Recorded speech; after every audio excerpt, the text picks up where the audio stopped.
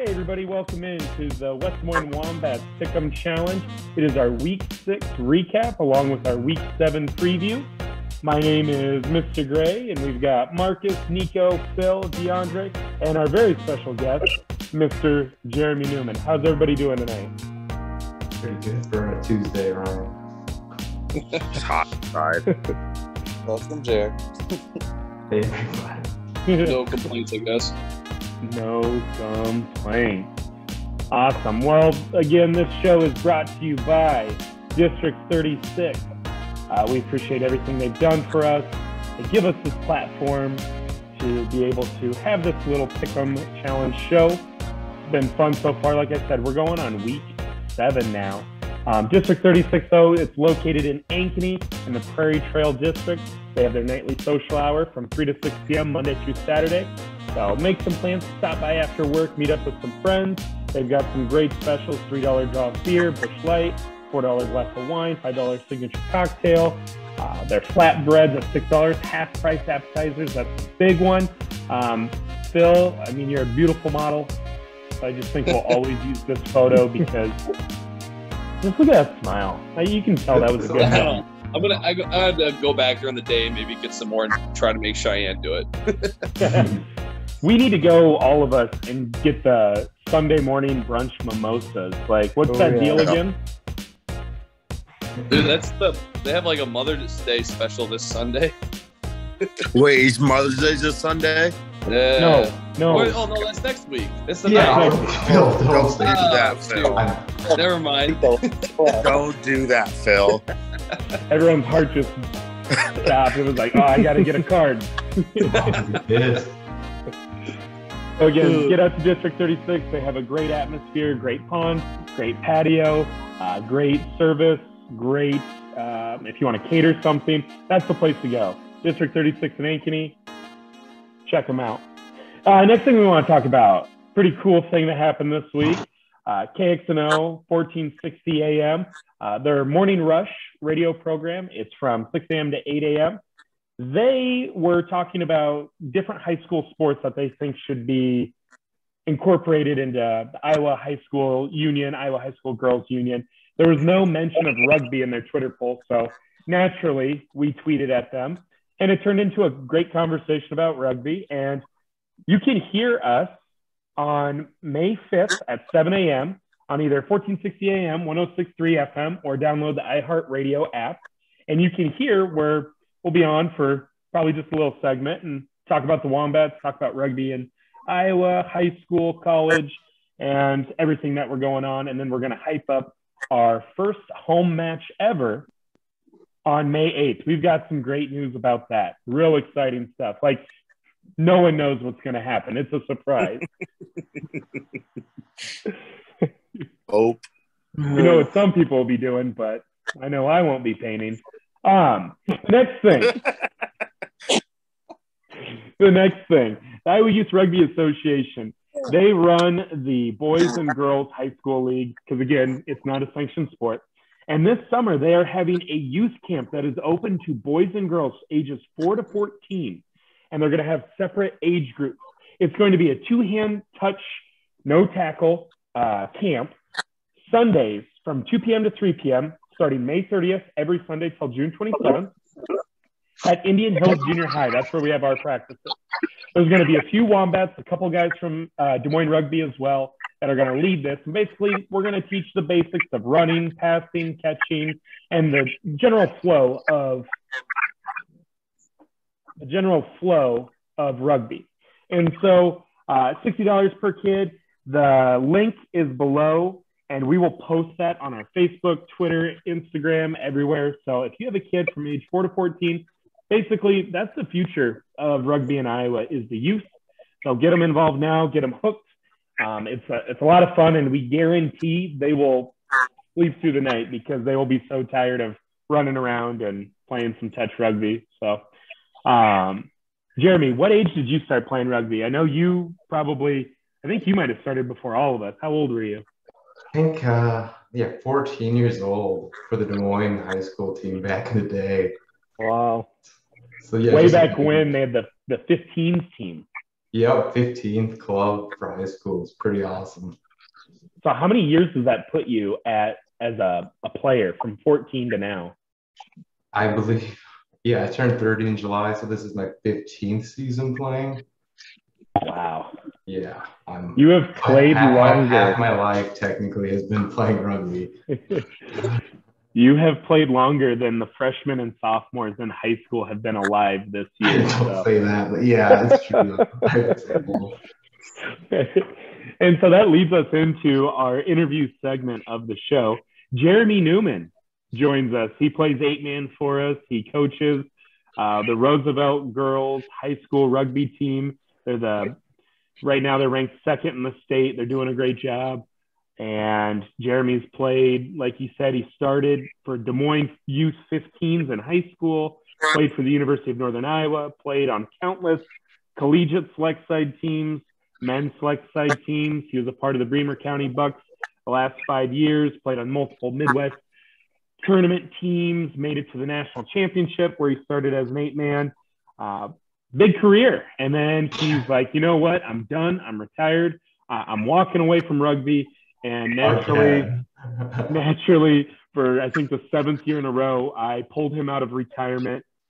Jeremy, welcome to the show. Thanks for coming. Thank you for having me. Yeah, it's finally nice to be here instead of just watching on my phone during lunch break on YouTube. Now we saved you the hassle. You don't have to watch it. Now you'll know what actually happened in live. Oh yeah. So what made you go out for rugby? Like we said, you started probably before any of us, and your story is more unique than the rest of us. What did that look like? I mean, you're one of the very few people that played high school 15 in Iowa. Why did that start? Like, what made you go to practice? So obviously like 7th, 8th grade, junior high, like I did the football, basketball, track, never wrestling. I wasn't tough enough mentally to do any of that. So I did all that, but then like for me going to ballet, I think my graduating class had like 730 kids in it or something stupid big. So just like for me, it's like, yeah, I'm pretty competitive. I did like Olympic style taekwondo and like all that other stuff, but just really wasn't into football. Like I didn't even watch football like growing up. Like I didn't have a favorite NFL team until college or like high school. So for me, like I guess growing up, my parents always made me do like some type of music instrument and like one athletic activity. I didn't want to do baseball anymore. I did that for like 7 years. So yeah, I was at where was it? Yeah, Valley Southwoods freshman high school. There's just all these posters everywhere saying, "Hey, come join rugby, like Des Moines Rugby Clubhouse." So for me, it's like I'm not doing football. I'm like I'll try out rugby because I thought I had some friends going with me, but turns out they didn't show up. So it was just me. It was pretty intimidating. I was like, yeah, like I said, 14 years old at the big Des Moines clubhouse. Like if you've seen the patio, unfortunately, it's a pretty big building, like pretty intimidating for us. So it's just, but yeah. First practice, I didn't know what I was doing. It's pretty rough. I wanted it, but my dad says I can't quit since he paid the money to join the club. So, and he bought cleats. So I stuck it out. But yeah, then ever since then, it's just like something I always look forward to. High school 15 is only in the spring, but in the summer, we'd always go to All Iowa, just either watch or like play other teams. Iowa Falls had a high school team back then, so did Ames. So it was just nice to play other high schoolers. But yeah, long story, but that's how I kind of got into rugby. Just had to find something to do, and it turned out to be something I was decent at and kept me out of trouble. And then, so you've been playing for a long time. You've gained a lot of skills, and you've been on a lot of those select side teams. At what point did you know, like, hey, I'm pretty good at this. I'm going to stick this out? Because again, so often we see high school kids, once they graduate, they stop playing. Or high school kid goes to college, they graduate college, they stop playing. Very rarely do we see someone in the state of Iowa go youth, college to club. What was it that brought you to each level? Why did you continue? And you don't have to say peer pressure, but what was it that kept bringing you back after all these years?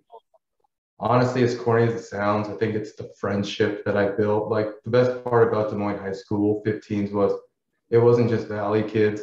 it was Valley, Dowling, Urbandale, Waukee, Johnston. We had some like Dallas Center Grimes kids.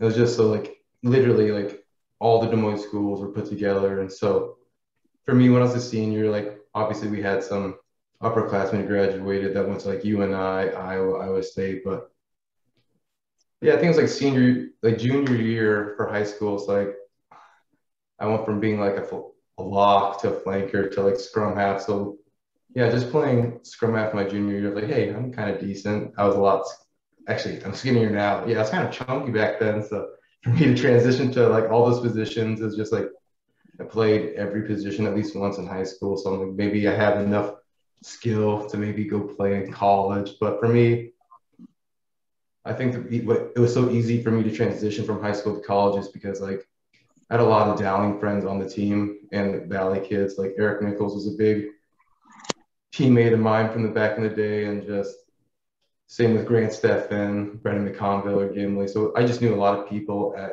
UNI, and like growing up, you always hear UNI is like the best team in Iowa to play for. Iowa's all right, but it's like I guess as like being a kid in Des Moines where rugby's not really known, hearing like, hey, UNI, like I can go there to play rugby, then yeah. So then yeah, obviously met most of you munchkins up there at UNI, which is just like I said, it's a friendship aspect. It's like that's why it's like, hey, you guys are all from different schools, different towns, different sporting backgrounds, but that's like, well, we can all stand on the field together and just be really good at it together. So then yeah, same with Bremer. It's like, a lot of college friends play for him, or it just gave me an opportunity to have teammates that I've had for over a decade. I think most of you, maybe minus Marcus, it's been almost 10 years, college and men's rugby. It's like we've been teammates for a third of my life. So I think that's literally the aspect that drags me from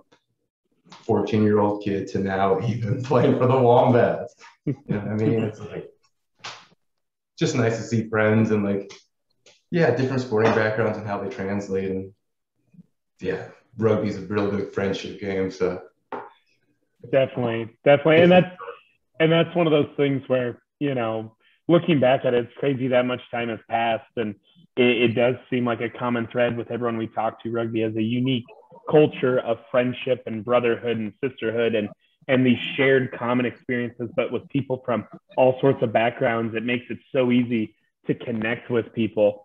And I always just think back to, a story between you and me. I never played rugby in high school. I never knew anything really about it. And my first rugby friend and really first friend up at UNI was you, Jeremy, when randomly Grant Steffen was going through the hallway and was just like, hey, come to rugby. And I'm just like, I'm scared. I'm new here.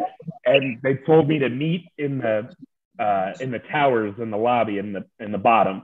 And they're like, there's going to be people there. We'll pick you up in the van. We'll go to the field. You'll practice. I know nothing. And I just walk in and I just have my little backpack and my cleats and my little water bottle.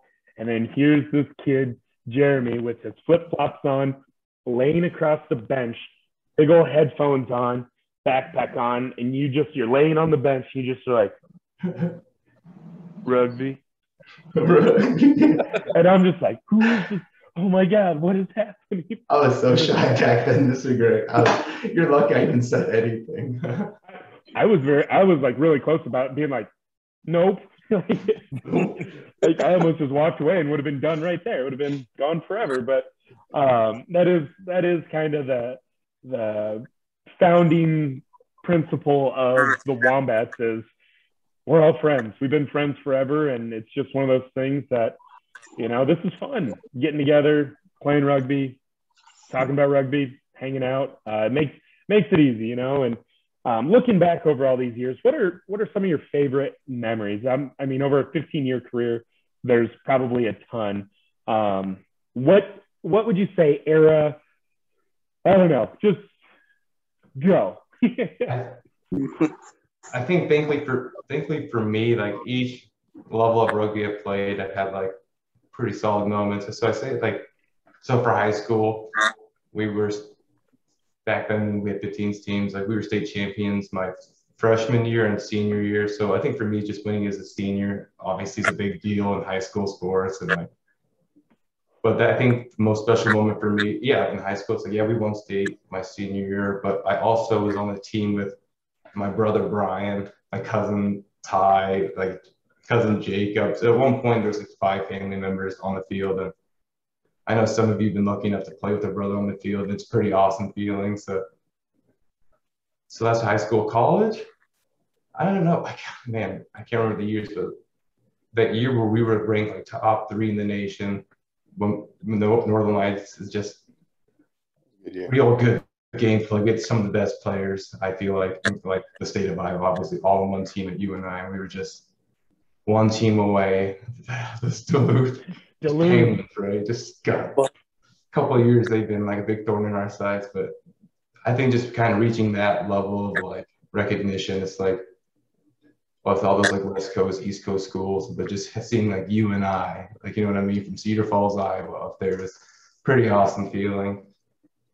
And so far, men's like Bremer, like you said, is 5 years. I think the happiest moment it was in Pittsburgh. The year before we lost in the Final Four or like Elite Eight Final Four, so we couldn't like progress to Colorado. But then the year back, we came back, back-to-back Midwest champions out in Chicago, then used that momentum just to crush those 2 teams in the Elite Eight and Final Four. And I just remember like, yeah, after the Final Four game, it was just a huge, like, I don't know, just surge of joy. It's like we did it, like we bounced back, and like obviously the championship game didn't end the way we wanted it to. It was just like for us being a team that the articles even said that don't practice together or like they don't know real rugby. It's like we were smashing the developed clubs and just, yeah, a group of ragtag Iowans all coming together and doing that. It was pretty special for us. And so it's probably my happiest moment with Bremer. Like a lot of good people on that team that made me a lot better as a rugby player. And I feel as a rugby coach, like we all love Bremer guys still, like Fish, Tom, like even the Wickhams and all the Barron's brothers kind of taught me like, hey, this is how you kind of run real angry. And like I feel like our team that year ran real angry. So it was a really awesome thing to do with 23 deep.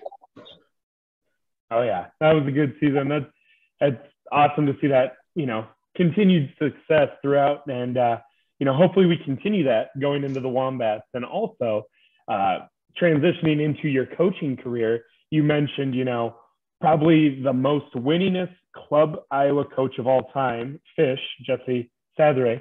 He's the coach for Bremer, and I don't think he's lost an Iowa League match since he's been coach in the D3 level. So that's pretty cool. But learning from him, learning from all of the clubs, how has that helped you become a high school girls rugby coach? And especially too, you see a lot of, guys coach guys, girls coach girls, but you and me, we're in a unique situation where we coach a girls team. How have these experiences, how have they helped you shape you to be the coach you are today?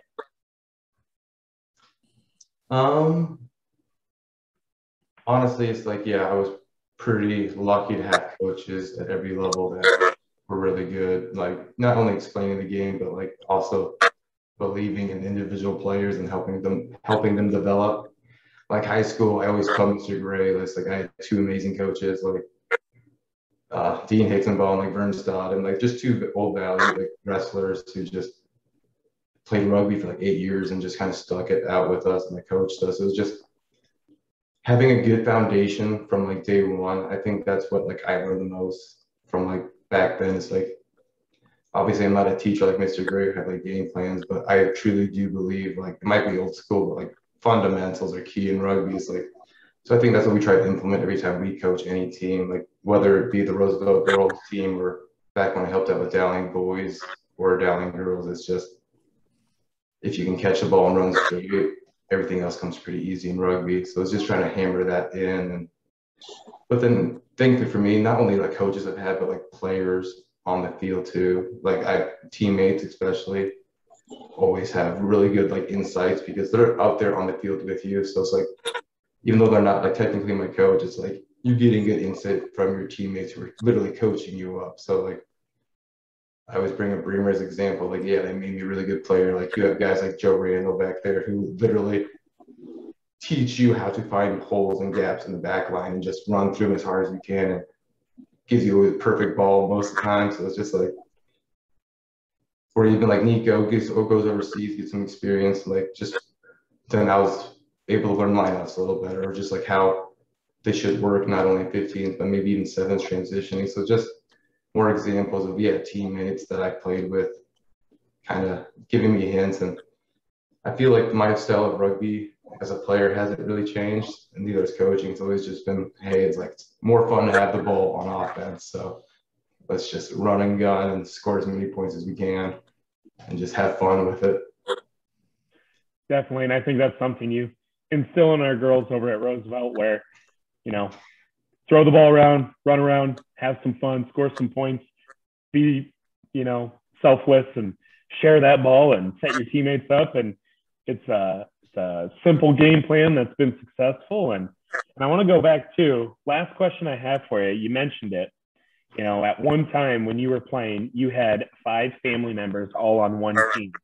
This past weekend when we were in Mason City, Parker, your cousin, he played in his first rugby match ever. And that was a pretty cool experience to see you two play together. So when is the rest of the AK gang, when are they all coming out?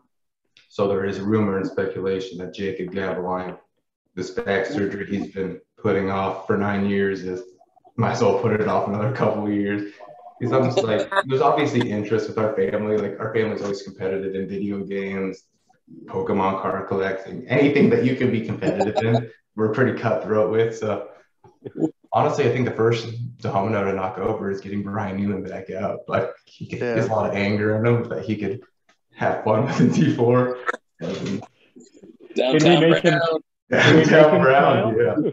That's what I'm saying. It's just like, we have so many cousins, and like Parker has always played like sports, like recreationally and intramurals, but I just think maybe, I think he sees the enjoyment of playing with family members. Like, it's pretty awesome to have like a cousin, brother, just even like really good friends on the field. So hopefully Parker inspired some of the cousins that come try it out.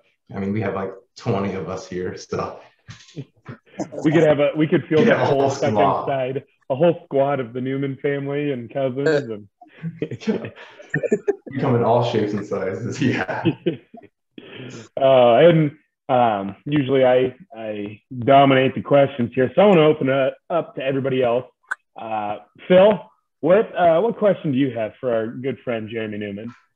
Yeah, Phil, ask me. Well, you might have already answered this, I guess, but I was going to ask if there was any player that he would want to see come out for the Wombats. Who would it be? Who would be the number one choice you'd want to see come out for the Wombats? Ooh, this could be controversial. I won't say a family member because everyone knows I love my family and I'm biased. But I don't know. Like, probably Grant Steffen. I know that boy has been through some stuff. But having Grant Steffen now on the field with me one last time be pretty special. Like, if you've seen him playing against him, like, he's pretty good. Well, we better tag him in the post. Tag him in the post. And his new baby, Ryan. Like, just have a baby play date. That's like, that's the you're in. Oh, yeah. No, I'll clip this. I'll send it to him. Don't worry. Don't you worry. DeAndre? What's your favorite memory of playing with me? Ooh. Well, I think it's going to be probably college memories. I remember DeAndre was like, played for Des Moines before he came up to UNI. So me just having a bias towards like anyone not UNI, it's just, I think it might be that Iowa game. I know we had like the YouTube clip of the DeAndre, but I think like that was a season where like every game I had 3 assists to you, almost just feeding you on the wing and stuff. So I think it's just that, the Iowa game is super competitive. The scoreboard really didn't really show the battle, but it's like we laid the wood in the first minute, and just the 8-man pick to you back to me is just like, that's the stuff you see in like in highlights. So it's just for us to actually do it as like new teammates is pretty special. It's just like, then I'm like, oh, I like this kid. Then I invited you over. We had some friendship. did some push-ups. I don't know what else pro players do. He was just that's how he celebrated. And with that match, I mean, there was an MLR player in that match that knocked himself out in the first 10 minutes. Ooh. You got the win over John Ryberg. You did, DeAndre. Marcus, Yeah. go ahead. Yeah. So, Jeremy, you are probably one of the nicest, most intelligent, best looking people I know. And it seems like you're super athletic. You surround yourself with excellence. Everyone in your family is excellent. So does it bother you that you are the number one fan in the hashtag Believe in Benson and I have let you down? I mean, you surround yourself with excellence and all I've done is disappoint you. And I think I'm just so embarrassed. I don't even know how you feel. Does that bother you? I'm sorry. So first off, to quote a good friend of mine who I believe is another coach I learned a lot from, a coach Ryan Gray once said, it's like not how you start the season, Marcus, because next week we're here, then next week we're here. So sometimes they might kind of falter like our girls do, but we're always going up, Marcus, and we're always having fun with it. It's like, do you think I hashtag like sarcastically? No. Like, I do it because I believe in it. Like, I needed that. I needed that. Thanks, Jeremy. it's just like you gotta believe in someone. It's like, why not believe in a friend that makes you feel good and like makes you want to watch Major League Rugby or look at the stats? Like, ooh, see if we did it this week, boys.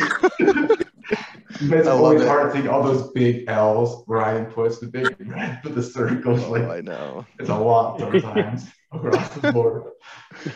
Well, I'm sorry about that. It's not that bad. No, the cat in the way. No, there's try. There's psychological tests that they've done that when teachers use a red pen, it really affects students more so than if they use a black or blue pen when they grade papers. So that's why I want you guys to know when you lose, you're big time losers. That's why I do bright red and the big L. Nico, go ahead. Let's give Jeremy the best question of the interview so far. Oh boy, I don't know if we can do that, but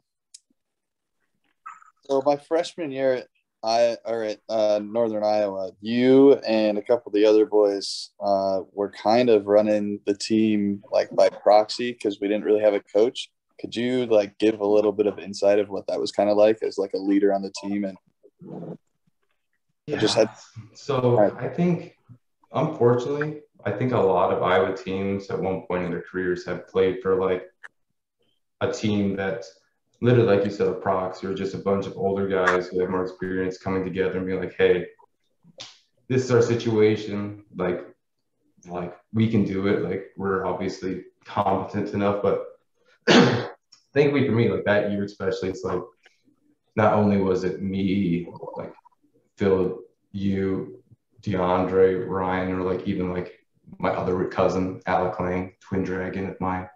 It's just like we had so many good guys around us and like just, and even Bremer kind of would come every now and then to teach us. But I just think not only like me with experience, but I just think thankfully you and I, that like those 3 years before that happened, it's like we played some really good rugby against really good teams. I remember my freshman year, we were D1 A or something. Like, yeah, we went to Columbus, Ohio to play Ohio State, like outside the horseshoe, like, which is pretty intense and cool. So it's just having those guys who've had those experiences and just continue to grow as players and just not only like help run a practice, but just like, even though there wasn't one voice on the sideline, it's like, yeah, sometimes a lot of voices talking at once gets pretty hectic, but thankfully it was more good than bad.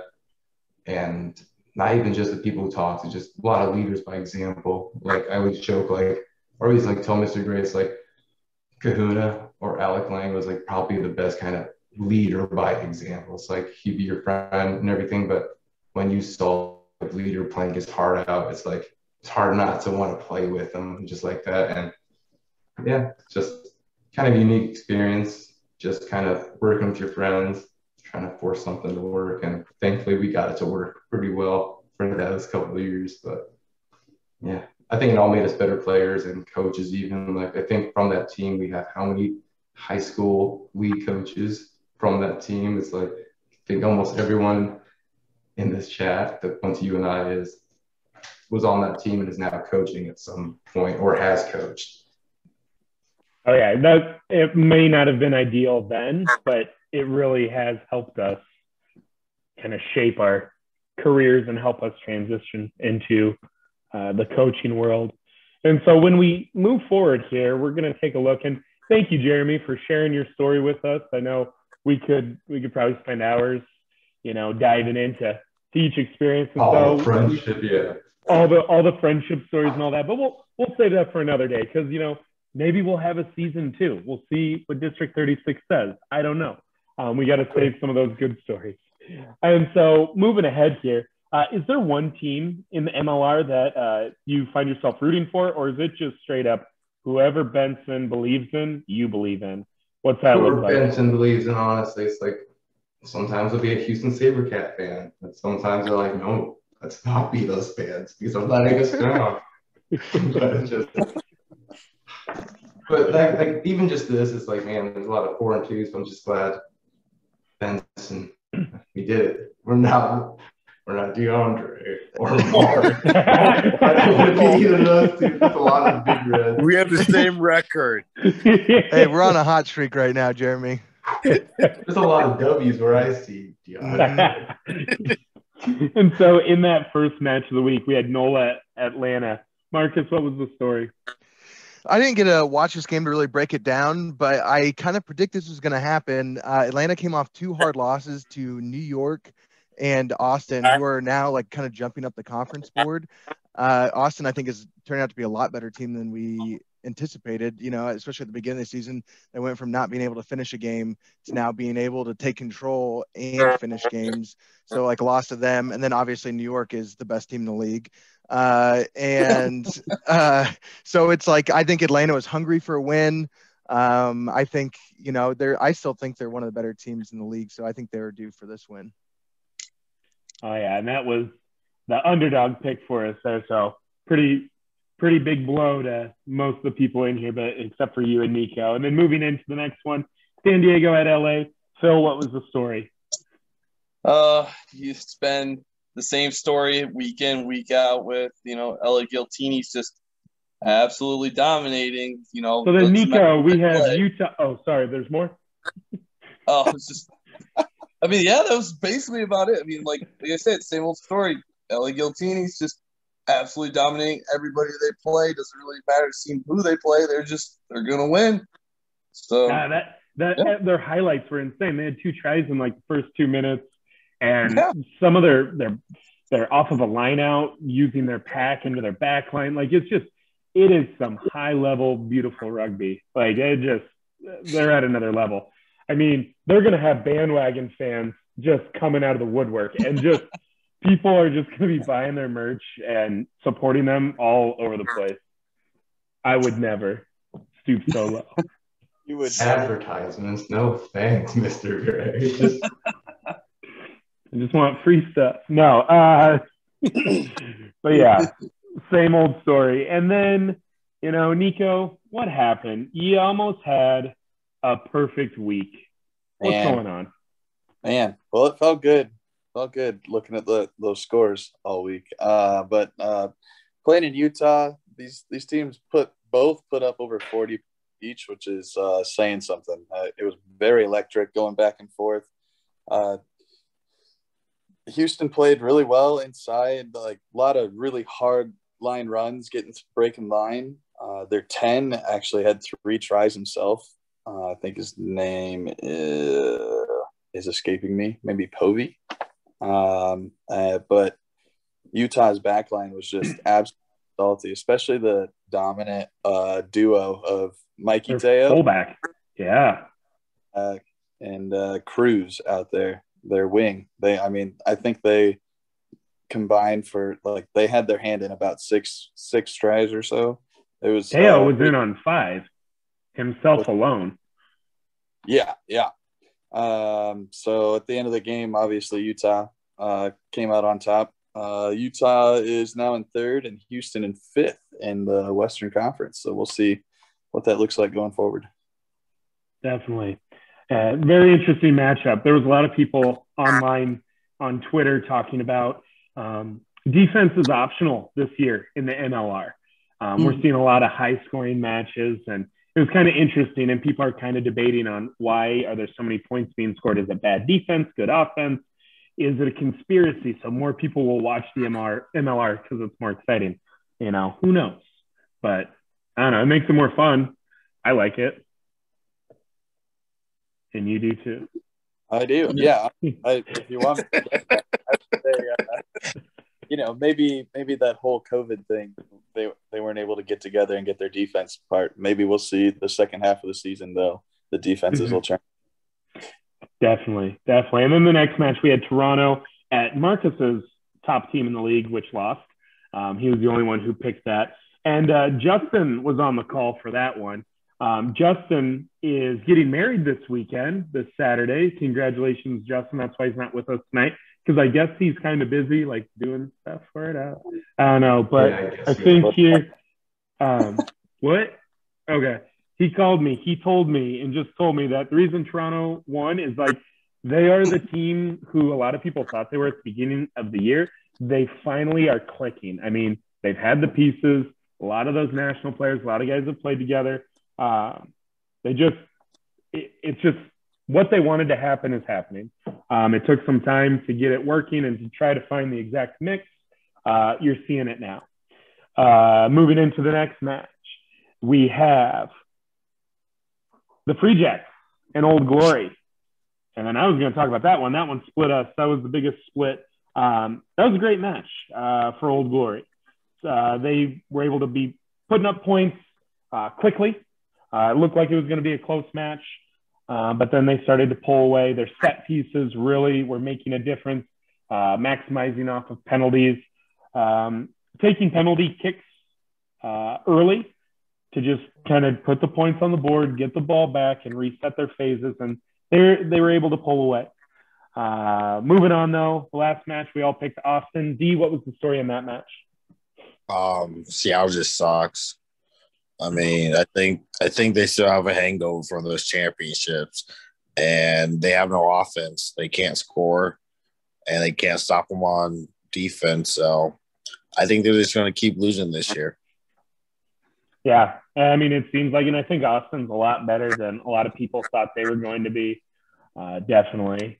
And so, yeah, the losers this week, Mark, thanks for joining us, man, but 2-4, your Free Jacks let you down.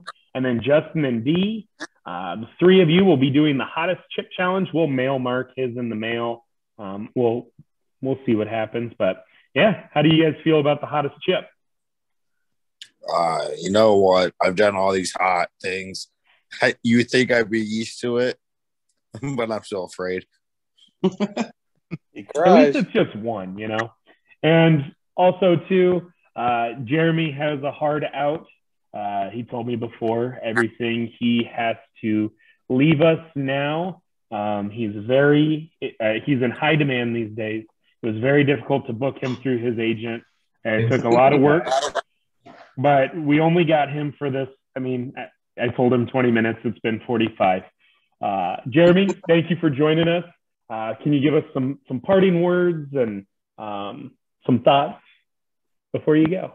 No, but yeah, thanks for everyone for having me. It's always fun to talk rugby, even though I always say I hate talking about rugby. It's probably one of my more favorite things to do. But yeah, it's just, I don't know. I always look forward to it. Like, it's not just the show, but like practices, games, seeing each other at events. So glad rugby's kind of getting back to normal-ish as it can with all the situations. But look forward to seeing more content and like on a hot chip challenge. Sorry, D, but I believe you can. Like, it's gonna suck. Like, if it's the ones I'm thinking, it's gonna suck. But you got it. Gallon of milk. Gallon of milk, gallon of ice cream, whatever you gotta do, man. Take care of yourself. Lecture White Claw for DeAndre, and that's it. Yep. Mr. Green, I'll see you at practice tomorrow. Go Rough Rider girls. Roosevelt. Hi, Jeremy. That was my plug for the Roosevelt girls. Catch My Liberty and all them. Like, gonna watch it. All right, see you, everyone. Bye, Bye, Jeremy. There. That was Jeremy. What a great guy. You know, he's a tough ticket to come by, you know. Hopefully we'll see him soon. Moving into the results of this week, man, Nico only has one more win than me, Phil, and Justin, but yet it's just this tactical winning streak of just being slightly ahead. Puts him at $45 in the pot. I redid the math multiple times. This is correct. Marcus and I are at $750. The guest spot, the guest is now in last place. So the guest spot hasn't been in last place since week 1 when they did not win a single match. Now it's back. And then we got Phil, Justin, and D bringing up the rear. Nico, how we feeling right now? I feel really good about the winnings, obviously. Yeah, no, it's good to know that I have a little bit of insurance in case I lose a couple of weeks here. Yeah, you can win 9, or you could lose 9 weeks in a row, and you break even. So not too shabby. Not too shabby. And on the flip side, D, I mean, if you could win 2 weeks in a row, you're in the positive. Won't happen. Oh, that kind of attitude. Especially this week. Oh, this week is really interesting. This is I think it's going to be a quick run through. And then when we look at our overall record presented by District 36, we are getting so close as a unit to breaking 500, which I feel like that's the goal. We're so close, and this could be the week, because this could be the week we pass it or the week that we completely fall off, and you'll see why. But first, DeAndre, you want to talk about our World Rugby Shop? Yeah, so you guys bought everything almost. So thank you. We appreciate you guys buying our merch. It really helps out the club. And you look pretty awesome in it. So thank you. They are actually making some more, and here soon, hopefully, we'll be restocked and we'll be back open for business to buy more of our cool stuff. Definitely. So thank you for doing that. Thank you, everybody who's bought something. More is coming. DeAndre Moore. All right. Here we are, spinning the wheel. And let's just say it takes a turn this week. Any predictions? Any thoughts, Marcus? He's dying you're here. Yeah, I have a bad feeling it's going to be like hair dyeing or spray tan with the Wombats logo. I just see that guy there. And so, Phil, where are you at? We got a lot of people thinking it's going to be a physical appearance challenge. Yeah, I could agree, but I have this bad feeling it's going to be someone with a mustache, and I just don't want to cut my beard. I really don't. I really just don't want the hour wall to sit. I'm just going to say someone predicted it correctly. No. There we go. No. Yes. Oh. And here's what's going to be crazy. Wait, how does DeAndre do this? If that happens, that's going to make for great content walking into the spray tan place. And when we look at the board, we will know after the first game on Saturday, either Nico and Marcus are going together, or Jeremy, Phil, Justin, and D are going together. We are all in agreement for the Giltinis, Toronto, and the best team in Marcus's league, New York. Oh, God. Oh, no. It's you either win or you lose. Like, this first match, I don't know. How are we feeling? It's a coin flip. Yeah, it really was. I went with the home this one. So, Nico, why did you pick San Diego? Well, I went with the home team, and watching their back line in that last game, they look like they're starting to click. hopefully those drops are out of their system and they keep it together. We don't need a spray tan. Oh man, that's what's scary is I never look at who the home team is. So that might be a thing I need to look at. Oh, is that what I've been doing? No way. Oops. So then moving into, Phil, why did you pick the Free Jacks? Wait, Phil, real quick. Why did you and DeAndre pick the Free Jacks? Well, and Jeremy and Justin and you. You don't get the joke. Great. Ask it again. Right. Ask it again. Phil, why did you and DeAndre pick the Free Jacks? I honestly have no idea. I mean, I don't know. I just feel like, having a tough loss last week, they're just going to try to bounce back this week. Question. What? You didn't answer the question. I don't think he gets already understood the joke. What's the joke? Oh, God. What's the joke, Phil? About you picking all the same teams as me or copying all of my teams. I get it. We just move past it. But, yeah, no, with Free Jacks, I guess, they come off a tough loss and everything. I mean, we've seen them play decent rugby before. And San Diego, I mean, as Marcus had put it, having some new blood in there and stuff, they're starting to turn around and be a little bit better squad. But I still have a little more faith in the Free Jacks to pull out this win. And I hope they pull out this win because I don't want us to do a spray tan. It'll make it interesting for sure. And then, just real quickly running through, I think, correct me if I'm wrong, we all think LA is top of the class. Everybody's kind of tired of NOLA, and we think Toronto is essentially they're one of the top teams in the East, and we all think Seattle's trash. Marcus, is that a fair assessment? Yep, absolutely. It is weeks like these that freak me out that we're all in agreement. Yeah, this is it. Makes me feel better. I'm on Nico's side, knowing his record. Yeah, at least I hope that was Beth. The crazy part is it's going to be during Justin's wedding. And so it's no one's going to know, or people are going to be checking their phone. And then all of a sudden it's someone's going to be like, I got to get a spray tan. So what do we do about me? You go and you get it and it'll just be funny. I don't know. But you probably won't be able to see it. I'm already dark. It'll make for great. I've seen you with a farmer's tan though. I think it'll work. Where are we gonna get the logo? We're gonna get a sticker to put on everybody or something. So I have a thing called a cricket, and it cuts out a shape, and then we can put that on our arms or something, or our legs, or maybe on our neck. Oh. How long does a spray tan last? I think that's a question to ask a girl. I have no idea. Your girlfriend. No clue. It's about a week. About a week. Oh.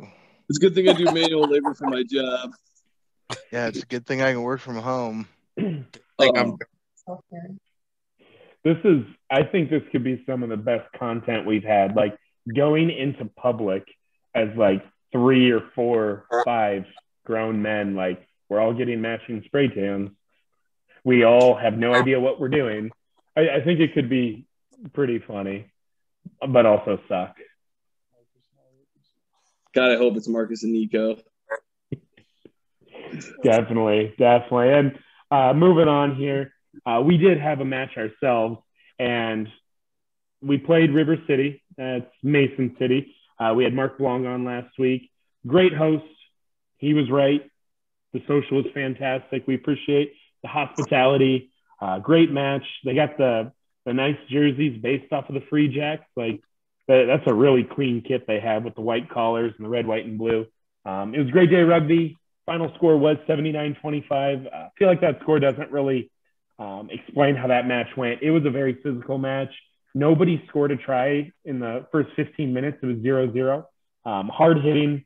kind of classic style game, but we had some young legs and some subs who came in to keep the pace going. And, with everybody coming back from COVID, everyone's knocking off the rust. So I feel like that score doesn't really display what really happened, but it was a pretty cool match because I think everyone in our back line scored. Nobody scored over 2 tries. Like, we were really spreading the ball, and it was a good day. Got some work to do in the forward pack, though. Boy, we got lost, and we are not in shape. What other thing? What did you notice from the game Saturday, or what was your big takeaway? Well, yeah, just we were having a little bit of issue with the forwards, like obviously staying together, doing our little pods and everything. Seeming like, getting a little lost, getting pretty tired. But as expected, people aren't going to be super in shape right now. But, I mean, overall, though, I felt like it went fairly well. And obviously having some newer guys in there who, like even some guys who've never even played before, actually balled out and did really well. So that was really exciting. So, but I'd say overall, things went well. Yeah, man of the match was Jake White. He's never played rugby before in his life. He's been coming to practice with us for past 6-7 weeks. Went out there, played 80 minutes. We were going to sub him at halftime, and he's like, no, I'm good. And the dude probably made 10, 12 tackles, and he ran the ball 10 times as well. And he was just very consistent, and he just flew around the field. And you would think he'd been playing for a couple of years because he looked like he knew what he was doing. That was cool to see young and brand new guys like that. And, Jeremy talked about his cousin. It was his first match ever. That was cool. And speaking of family, Marcus, what's it been like playing with your brother? It's been fun.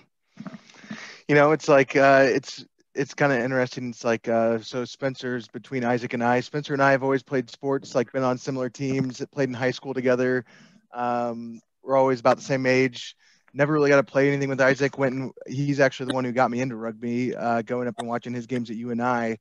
And it was always super fun, watching him. I mean, he's scrappy and, he's just so fun to watch. And it's even better, playing with him and having him out there. It makes it really fun.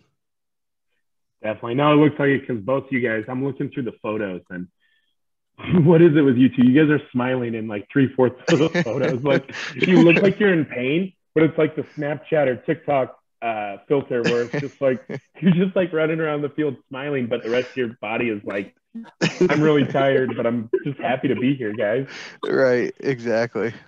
The real question, Marcus, is how long did you have to wait for Keith for the Keys on Saturday? Oh yeah, it was about perfect timing. They came right at 4. So. Oh, nice. Yeah. Awesome. And Nico, you weren't with us there Saturday. Yeah. But we didn't need you. It sounded like a lot of fun though.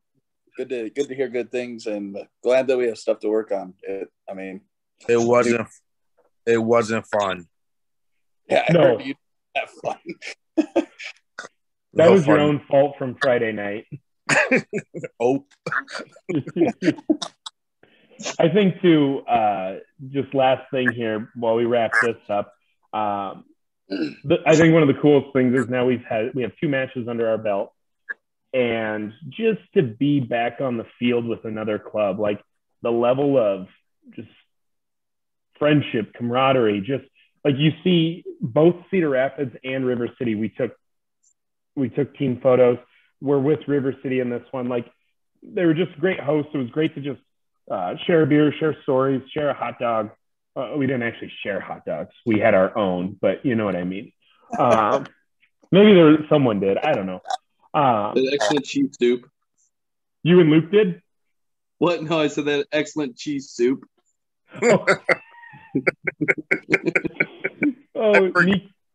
Nico, did you hear about this? I did not. So Phil's in line. They had a great spread. They had hot dogs. They had hamburgers. They had some crock pots. They had all these chips. They had the most potato salad buckets and macaroni salads I've ever seen. Great desserts, just a great spread. And next to one of the crock pots was all these tortilla chips. And Phil opens up the crock pot and he's like, oh, there's no bowls here. So he takes a scoop and he dips his chip into it. And he goes, "This is great cheese soup." It was dip. Dude, I thought it was like a cheeseburger, like soup. I don't know. I got my head rocked in that game. Hey, don't talk about that C word though. Oh, didn't say that. Crock pot? Yeah. Yes. No, but you know what I mean? It was really cool to it's cool to just be back in it, you know, and it's just fun. People are happy. People are having a good time. And so can't wait to get back at it again on May 8th. But before May 8th, Maybe. no, yes, May 8th, 100%. Tonight, practice 6 p.m. to 7:30 p.m. Indian Hills Junior High in Clyde. You can just type Indian Hills Junior High into your Google Maps and it'll take you right there. Pretty much the way we do practice, for those of you who are interested, you know, we are a club that is looking to grow every single week in our skills and in our abilities, but we're also there to have a good time. And so when you show up, we stretch, we warm up, we run through a couple of drills, we try to put some kind of strategy pieces together, but it's at a pace that if you're brand new, we'll catch you up. Like, we're not flying at a high speed, and we don't have, you know, if you're brand new, we're not going to throw expectations that you're not able to hit. We want to make sure you learn the foundation, like Jeremy was saying. We get you into the system at an appropriate pace. And then we end practice last like 45 minutes, 30 minutes. We play touch rugby. In touch rugby, it's fun. It's like you're back in recess again, throwing the ball around. It's a good time, and it's great cardio. It's probably the best cardio all week because you don't realize you're doing it until afterwards when your legs are dead tired. So that's what our practices look like. They're pretty laid back. I mean, we get stuff done, but you're going to see people laughing and having a good time. And then we grab beers and burgers after at Pally's on 86th and Clive, and friendship. That's the word of the night. Anything else you guys want to add about practice? I always win. I have video proof that's not true. All right. Again, thank you, Jeremy, for coming. Home match. Our very first home match is against Bremer County for someone on May 8th. There may be some things in the works out of our control, but we will give you a match. We don't know what that will look like, but definitely a home match on May 8th, no matter what. And again, thank you everybody for watching. Nico, what is your parting word? I'm repping the Bangkok Southerners tonight, so any of those boys watching, thanks for letting us come over and have some fun. Oh my gosh, they're probably having breakfast right now while we're getting ready for bed. Probably. No, we're getting ready for practice, dude. That's what I meant. Like, I had it backwards. You know what I meant. Oh, D, give us a word of wisdom. Oh, don't be a DeAndre. That's good advice. Good advice. I don't know what that means, but good advice. Marcus? No, I got nothing. Just excited to get everyone out of practice. Hopefully get some new faces. Keep growing the team and keep growing our skills. So yeah. And Phil, send us home. Just kind of piggybacking off of Marcus, you know, excited to see, you know, old faces and hopefully some new faces at practice. And also, again, we've already mentioned in our little MLR segment, but you know, big shout out to Justin McKay and big excitement for his wedding and everything this weekend. I know a decent amount of us will be there, so that's going to be really fun. It'll be a nice down weekend from rugby, but can't wait for next week. That was so cute. Thanks. Us out, Ryan? Yep, that's it. Bye, everybody. Bye.